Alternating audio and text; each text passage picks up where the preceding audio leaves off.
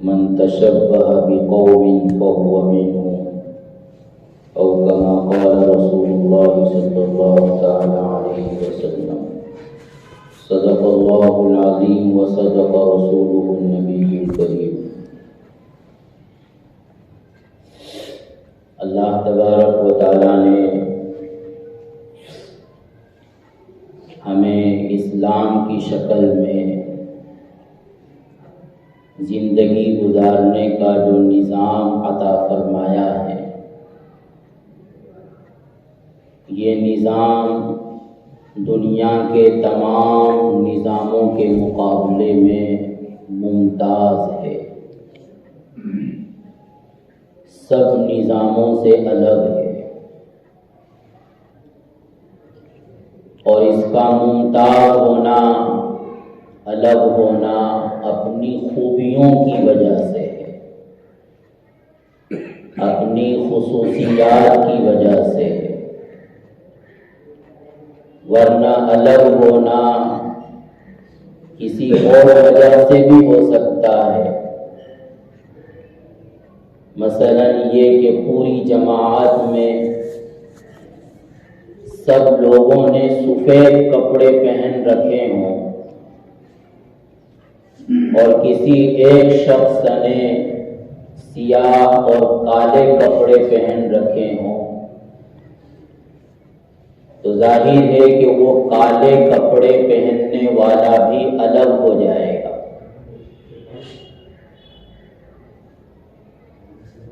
یا سب لوگ بہت صاف ستھرے ہوں، ان کے بدن پر، ان کے کپڑوں پر میل کچیل کا نام و نشان نہ ہو، ان کے بدن اور کپڑوں سے خوشبو مہک رہی ہو، اور ان کے درمیان ایک میلا کچیلا آدمی بیٹھا ہوا ہو، جس کے منہ سے، جس کے کپڑوں سے، جس کے جسم سے بدبو آ رہی ہو، تو ظاہر ہے کہ وہ بھی سب سے الگ ہو جائے گا، سب سے ممتاز ہو جائے گا۔ لیکن سب سے الگ ہونا یہ کسی خوبی کی وجہ سے نہیں ہے، بلکہ سب سے الگ ہونا یہ ایک برائی کی وجہ سے ہے۔ تو اسلام جو زندگی گزارنے کا نظام ہے وہ سب نظاموں سے الگ ہے، لیکن اس کا الگ ہونا اپنی خوبیوں کی وجہ سے، اپنے کمالات کی وجہ سے، اپنی خصوصیات کی وجہ سے، اور وجہ ظاہر ہے کہ یہ اللہ تبارک و تعالیٰ کا دیا ہوا نظام ہے، اور اللہ تبارک و تعالیٰ کی ذات وہ تمام خوبیوں کا اور کمالات کا منبع اور سرچشمہ ہے۔ جتنی بھی خوبیاں ہیں اور جتنے بھی کمالات ہیں وہ سب کے سب اللہ تبارک و تعالیٰ کی ذات سے نکلے ہوئے ہیں۔ اسی لیے ہم کہتے ہیں الحمدللہ، تو اس کا مطلب ہی یہی ہوتا ہے کہ جتنی بھی خوبیاں ہم دیکھ رہے ہیں، چاہے انسانوں میں ہو، چاہے آسمانوں میں ہو، چاہے زمینوں میں ہو، چاہے جانداروں میں ہو، درختوں میں ہو، پودوں میں ہو، پہاڑوں میں ہو، چشموں میں ہو، جہاں کہیں بھی کوئی بھی خوبی ہو، کوئی بھی کمال ہو، کوئی بھی اچھائی ہو، تو وہ اللہ تبارک و تعالیٰ کی طرف سے ہے۔ تو اس لیے جب اسلام اللہ کا دیا ہوا ایک نظام ہے، تو وہ تمام خوبیوں کا اور تمام کمالات کا، ہر قسم کی بھلائیوں کا جامع ہے۔ یہی وجہ ہے کہ آج بھی جبکہ اسلام کے خلاف ہر وقت پروپیگنڈا ہو رہا ہے، اسلام کے خلاف نفرتوں کا اظہار کیا جا رہا ہے، تعصب برتا جا رہا ہے، اس میں برائیاں ڈھونڈنے کی کوشش کی جا رہی ہے اور نہ ہوتی ہوئی برائیاں لوگوں کے سامنے بیان کی جا رہی ہے، لیکن اس کے باوجود ریسرچ کے مطابق دنیا کا سب سے زیادہ تیزی سے پھیلنے والا مذہب فاسٹ ریلیجین اسلام ہے۔ آج بھی بر اعظم امریکہ میں سالانہ 15,000 سے 16,000 لوگ اسلام میں داخل ہو رہے ہیں،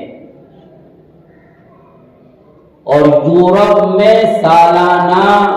4 سے 5,000 لوگ روزانہ اسلام میں داخل ہو رہے ہیں۔ تو یہ اسلام کی خوبی ہے، اور یہ اس وجہ سے ہے کہ یہ اللہ تبارک و تعالیٰ کا دیا ہوا نظام ہے۔ جو شخص بھی بالکل سنجیدگی کے ساتھ بغیر کسی تعصب کے اسلام کی اسٹڈی کرتا ہے، اس کا مطالعہ کرتا ہے، تو وہ اسلام میں خود بخود داخل ہو جاتا ہے، مجبور ہو جاتا ہے کہ یہ واقعی کوئی چیز ہے، کوئی نظام ہے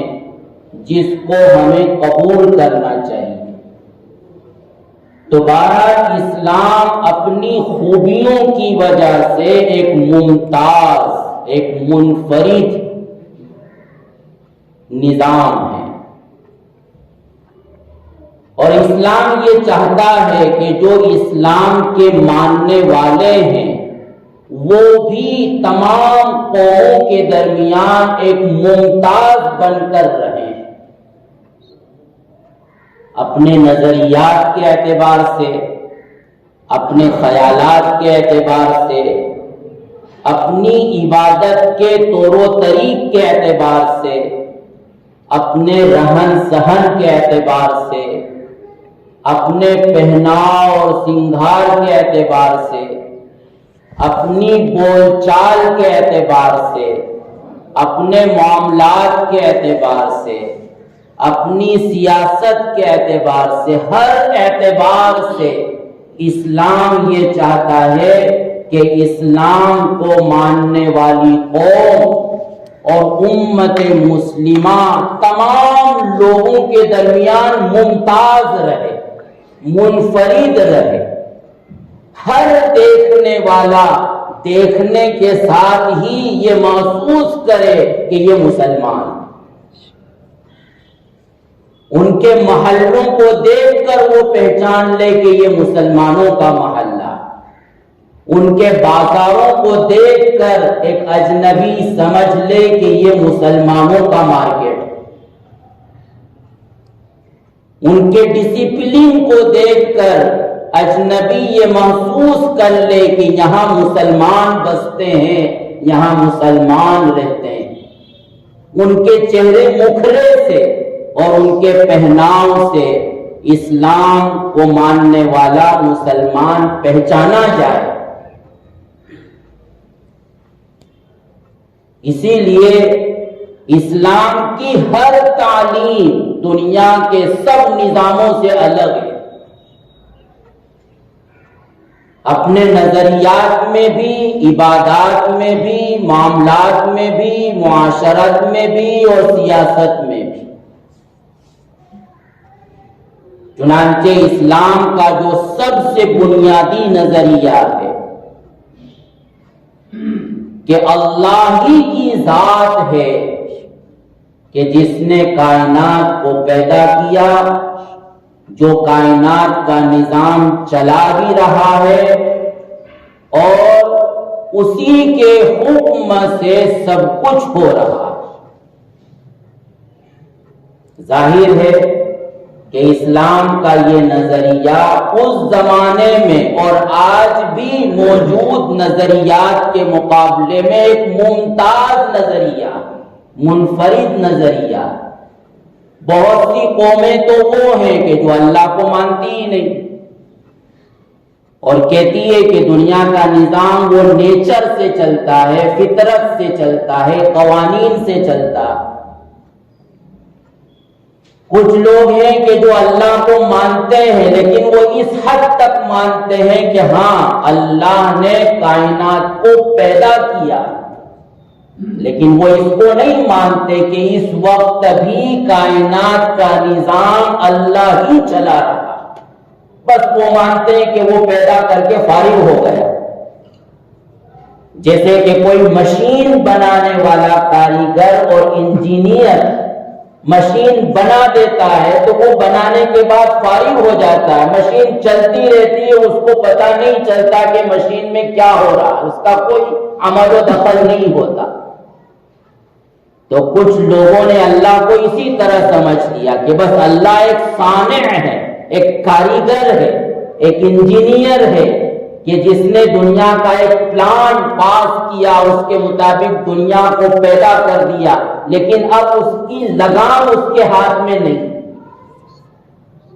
کچھ لوگ وہ ہیں کہ جو ان دونوں باتوں کو مانتے ہیں لیکن وہ اللہ کو معبود نہیں مانتے کہ عبادت اگر کی جائے گی تو اللہ ہی کی جائے گی، بلکہ وہ اللہ کی بھی عبادت کرتے ہیں، اللہ کے علاوہ دوسری چیزوں کی بھی عبادت کرتے ہیں۔ تو ایسا نظریہ اسلام نے دیا کہ جو نظریہ دنیا کے تمام نظریات کے مقابلے میں ایک منفرد نظریہ، حتیٰ کہ اگر کسی موقع پر یہ شبہ ہو سکتا تھا کہ ان کا نظریہ بھی وہی ہے جو اور قوموں کا نظریہ ہے، تو وہاں اسلام نے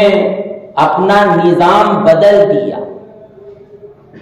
چنانچہ نماز پڑھنے کے جو اوقات ہیں تو عموماً جو قومیں چڑھتے سورج کی پوجا کرتی ہیں، سورج جب نکلتا ہے شباب پر ہوتا ہے تو اس وقت پوجا کی جاتی ہے۔ اسلام نے حکم دیا کہ ڈھلتے سورج کے وقت تم عبادت کرو، اقیم الصلاۃ لدلوک الشمس، جب سورج ڈھل جائے تو عبادت کرو تاکہ دیکھنے والوں کو یہ نہ لگے کہ یہ لوگ بھی سورج کی عبادت کر رہے ہیں جس طرح کہ ہم کر رہے ہیں، تو ان میں اور ہم میں کیا فرق ہے۔ سورج غروب ہو جائے پھر مغرب کی نماز، اور زیادہ غروب ہو جائے اندھیرا ہو جائے پھر عشاء کی نماز، سورج سر پر چڑھنے کے بعد جب مغرب کی طرف مائل ہو جائے پھر ظہر کی نماز، فجر کی نماز سورج کے طلوع ہونے سے پہلے، اور جب سورج طلوع ہو رہا ہو تو منع کر دیا گیا کہ کوئی بھی نماز نہ پڑھو، تاکہ دیکھنے والوں کو یہ نہ لگے کہ یہ بھی ہماری طرح سورج کی عبادت کرتے ہیں۔ ہر چیز میں ایک الگ نظام دیا۔ جب نبی کریم صلی اللہ علیہ وسلم ہجرت فرما کر مدینہ تشریف لے گئے اور جماعت کے ساتھ نماز پڑھنے کا حکم آیا تو اب یہ فکر ہوئی کہ لوگوں کو ایک وقت میں جمع کیسے کریں۔ ظاہر ہے کہ وہ زمانہ کوئی گھڑی گھنٹے کا تو تھا نہیں کہ وقت متعین کر دیا جائے کہ 5:05 پر فجر کی نماز ہوگی تو سب مدینے والے اس وقت آ جائیں۔ تو اللہ کے رسول صلی اللہ علیہ وسلم نے صحابہ سے مشورہ فرمایا کہ اس سلسلے میں کیا کرنا چاہیے کہ سب لوگوں کو نماز کے وقت کا پتہ چل جائے، مسجد میں حاضر ہو جائیں اور پھر ہم جماعت کے ساتھ نماز پڑھ لیں۔ کچھ لوگوں نے رائے دی کہ ناقوس یعنی بانسری بجا دی جائے تو اس کی آواز سے سب لوگوں کو پتا چل جائے گا۔ اللہ کے رسول نے فرمایا کہ یہ یہودیوں کا طریقہ ہے۔ کچھ لوگوں نے کہا کہ ڈھول بجا دیا جائے، اللہ کے رسول نے فرمایا کہ یہ نصارہ کا طریقہ ہے۔ کچھ لوگوں نے کہا کہ آگ جلا دی جائے، بلندی پر آگ جلی کی تو سب کو پتا چلے گا کہ ہاں نماز کا وقت ہو چکا ہے۔ اللہ کے رسول نے فرمایا کہ یہ مجوسیوں کا طریقہ۔ تو اذان جو بذات خود ایک عبادت نہیں تھی بلکہ ایک اعلان تھا عبادت کا، اس اعلان میں بھی اس بات کو ملحوظ رکھا جا رہا ہے کہ ہمارا اعلان غیروں کے اعلان کی طرح نہ ہونا چاہیے بلکہ ایک الگ اعلان ہونا چاہیے۔ حتیٰ کہ پھر اللہ کی طرف سے وحی آئی اور یہ اذان کے کلمات بتلائے گئے کہ اس طرح تم نماز کا اعلان کیا کرو۔ نماز کے طریقوں میں یہود بیت المقدس کی طرف رخ کر کے نماز پڑھتے تھے، تو اسلام میں حکم آیا کہ بیت المقدس کی طرف رخ کر کے نماز نہیں پڑھنا ہے بلکہ اب کعبۃ اللہ کی طرف رخ کر کے نماز پڑھنا ہے، کہ ہماری نماز یہودیوں اور نصارہ کی نماز کی طرح نہ ہونا چاہیے، ان سے الگ ہونا چاہیے۔ روزوں کا معاملہ آیا تو حکم دیا گیا کہ افطار میں جلدی کرو اور سحری دیر سے کرو۔ کیوں کہ یہود تو سحری کرتے ہی نہیں تھے، بغیر سحری کے وہ روزہ رکھتے تھے، اور دوسری طرف افطار میں وہ دیر کرتے تھے، جب سورج غروب ہو جاتا، بہت اندھیرا ہو جاتا، ستارے جگمگانے لگتے تو پھر وہ افطار کرتے تھے۔ اللہ کے رسول نے فرمایا کہ امت کی خیر اس میں ہے کہ وہ افطار میں جلدی کرے، یعنی غروب ہونے کے ساتھ ہی جب غروب ہونے کا یقین ہو جائے تو افطار کر لے، اور فرمایا کہ ہمارے اور ان کے روزوں میں فرق یہ ہوگا کہ ہم سحری کرتے ہیں، وہ سحری نہیں کرتے، تو ہمارے روزے ان کے روزوں کی طرح نہ ہونا چاہیے، ہمارے روزے الگ ہونا چاہیے۔ تو ایک الگ نظام دیا، ہر چیز میں ایک الگ نظام دیا۔ عاشورے کے روزے کی تاکید فرمائی، لیکن پتا چلا کہ یہود بھی عاشورہ کا روزہ رکھتے ہیں، کیونکہ وہ حضرت موسیٰ علیہ السلام کو نبی مانتے تھے جس طرح کہ ہم مانتے ہیں۔ تو اللہ کے رسول نے فرمایا کہ نہیں، اگر یہود بھی روزہ رکھتے ہیں تو پھر ہمارا نظام چونکہ سب نظاموں سے الگ ہے، تو اس لیے ہم عاشورے کے ساتھ ایک دن پہلے کا بھی روزہ رکھیں یا ایک دن بعد کا بھی روزہ رکھیں، تاکہ ہمارا عاشورہ کا روزہ ان کے عاشورے کے روزے کی طرح نہ ہو جائے۔ حج میں بہت سے کفار بھی جاہلیت میں اسلام سے پہلے حج کیا کرتے تھے، کیونکہ ابراہیم علیہ السلام کی شریعت کی بہت ساری چیزیں ان کے درمیان موجود تھی، تو ان میں جو قریش کا قبیلہ تھا وہ مزدلفہ جا کر ٹھہر جاتا تھا، عرفات نہیں جاتا تھا، اور یہ کہتے تھے کہ ہم تو حرم کے رہنے والے ہیں تو ہم حرم میں رہیں گے، حرم سے باہر نہیں جائیں گے، اس لیے کہ عرفات کا میدان حدود حرم کے باہر۔ تو اللہ کے رسول صلی اللہ علیہ وسلم نے جب سن ہجری 10 میں حج فرمایا تو آپ نے مزدلفہ میں قیام نہیں کیا، بلکہ مزدلفہ میں ٹھہر کر پھر آپ عرفات چلے گئے۔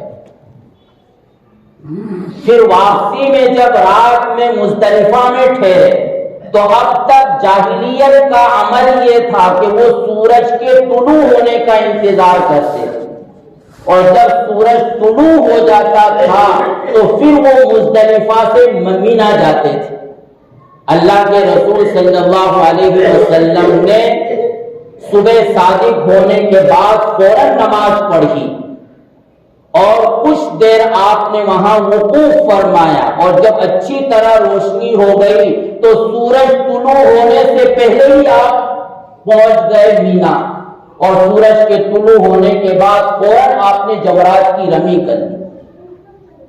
تو حج کے عمل کو بھی آپ صلی اللہ علیہ وسلم نے دوسری قوموں کے عمل سے ممتاز بنایا کہ ہمارا حج دوسری قوموں کے حج کی طرح نہ ہونا چاہیے۔ اور یہ سب عبادات کے معاملات نہیں ہیں، بلکہ رہن سہن میں اور اٹھنے بیٹھنے میں بھی، معاملات میں بھی، سیاست میں بھی۔ مکہ المکرمہ میں اللہ کے رسول جب تک تھے تو وہاں کے لوگوں کا یہ طریقہ تھا کہ وہ بالوں میں مانگ نکالتے تھے۔ تو اس زمانے میں اللہ کے رسول صلی اللہ علیہ وسلم نے مانگ نکالنا چھوڑ دیا، اپنے بالوں کو سیدھا رکھتے تھے کہ ہم الگ دکھنا چاہیے کہ یہ ہے محمدی، یہ ہے مسلمان۔ مدینہ جب اللہ کے رسول صلی اللہ علیہ وسلم گئے تو وہاں یہودی مانگ نکالتے تھے، وہاں یہودی اپنے بالوں کو سیدھا رکھتے تھے۔ تو پھر اللہ کے رسول صلی اللہ علیہ وسلم نے مدینہ جا کر مانگ نکالنا شروع کر دی، اور پھر جب عرب میں دونوں طریقے ہو گئے تو پھر آپ نے دونوں طریقوں کی اجازت دے دی۔ لیکن جب تک ایک خاص قوم کی علامت تھی تو وہاں اللہ کے رسول صلی اللہ علیہ وسلم نے ان سے اپنے آپ کو الگ کرنے کے لیے ایک نیا طریقہ ایجاد فرمایا۔ حالانکہ بالوں کا معاملہ کوئی بہت بڑا معاملہ نہیں ہے،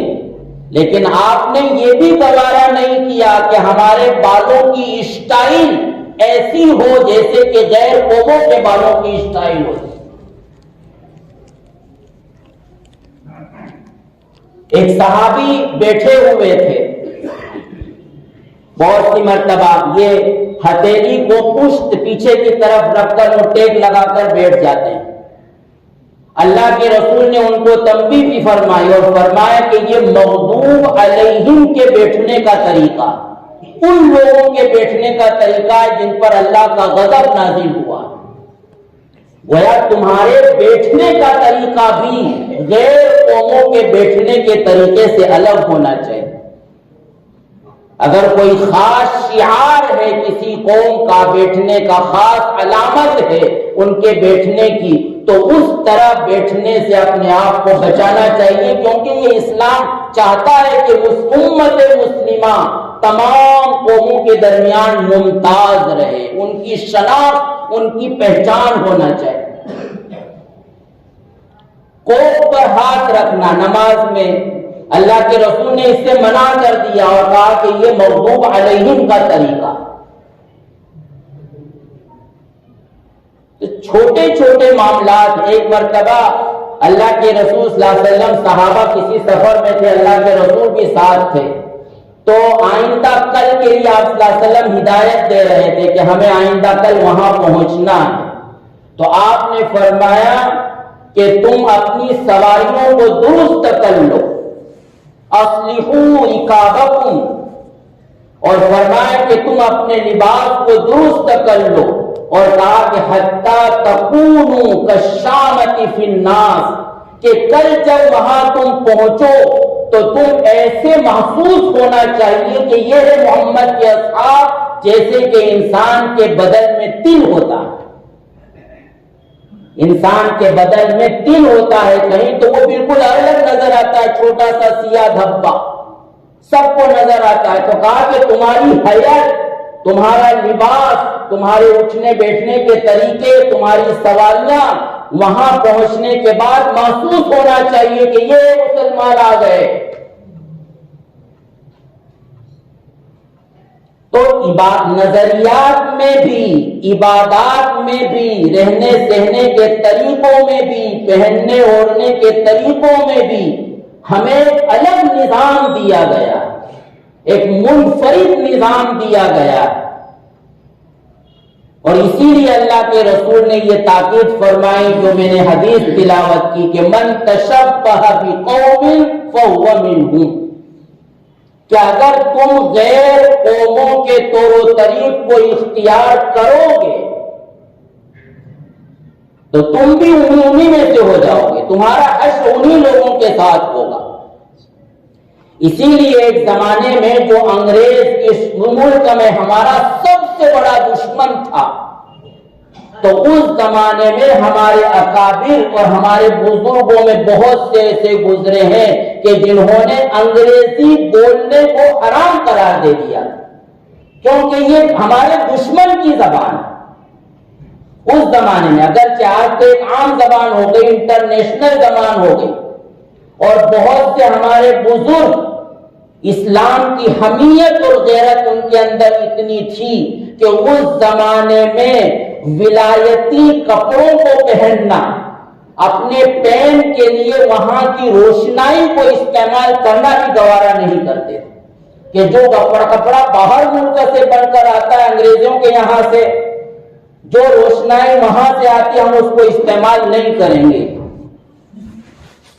تو یہ اسلام کی حمیت اور غیرت کا بھی تقاضا ہے کہ مسلمان ایک ممتاز ہونا چاہیے، ہر اعتبار سے لگنا چاہیے، دکھنا چاہیے کہ مسلمان۔ اس زمانے میں لوگ داڑیاں کٹاتے تھے اور مونچھیں بڑی بڑی رکھتے تھے۔ اللہ کے رسول نے فرمایا کہ جو مونچھیں بڑی رکھے گا وہ ہم میں سے نہیں ہے۔ یعنی یہ رہن سہن کے طریقے بھی، چہرے مکھرے بنانے کے طریقے بھی، اور لباس پہننے کے طریقوں میں بھی اللہ کے رسول نے یہ چاہا ہے کہ امت مسلمہ ممتاز رہے۔ اور دوستو یہ معمولی چیز نہیں ہے، یہاں یہ نہ دیکھیں ہم کہ کون سی چیز حرام ہے، کون سی چیز مکروہ ہے، کون سی چیز جائز ہے، لیکن یہ قوموں کے مرتد ہونے کا ایک دروازہ ہے۔ جب کوئی بھی قوم اپنی معاشرت میں، رہن سہن کے طریقوں میں، کھان پان کے طریقوں میں، بول چال کے طریقوں میں، زندگی گزارنے کے طریقوں میں اپنی خصوصیات کو چھوڑ دیتی ہے اور غیروں کی خصوصیات کو اختیار کر لیتی ہے، تو پھر اس قوم کا وجود قوم کی حیثیت سے باقی نہیں رہتا۔ دنیا میں بہت سی ساری قومیں بستی ہے کہ جو اپنی ایک خصوصیت رکھتی تھی، امتیاز رکھتی تھی، لیکن جب انہوں نے دوسری قوموں کے طریقوں کو اختیار کر لیا تو آج اس قوم کا کوئی وجود بھی نہیں، کوئی جانتا بھی نہیں کہ اسلام کی کوئی قوم دنیا میں گزری، سب ایک جیسے ہو گئے۔ اور تاریخ یہ بتلاتی ہے اور بزرگوں کا یہ کہنا ہے کہ جس طرح نماز اسلام میں داخل ہونے کا دروازہ ہے، ایسے ہی معاشرت اسلام سے نکلنے کا دروازہ ہے۔ جب ہم اپنے رہن سہن میں اور اپنی معاشرت میں اور اپنی سوسائٹی میں غیروں کے طریقوں کو اختیار کر لیں گے اور پھر ہمارا اسلام ہونے کی ہمارے اندر کوئی شناخت باقی نہیں رہے گی، تو پھر یہ ہوگا کہ آہستہ آہستہ ہمارے نظریات بدلیں گے، ہمارے طور و طریق بدلیں گے اور ہماری نسلیں بھی غیر محفوظ طریقے پر اسلام سے نکل جائیں گی اور ہمیں پتہ بھی نہیں چلے۔